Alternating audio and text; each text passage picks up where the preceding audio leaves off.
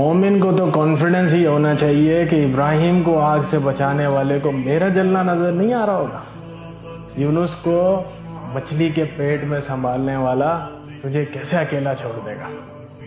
یوسف کو کنویں سے نکالنے والا تجھے کیسے غموں کے سمندر میں ڈوبنے دے گا، موسیٰ کو فرعون سے بچانے والا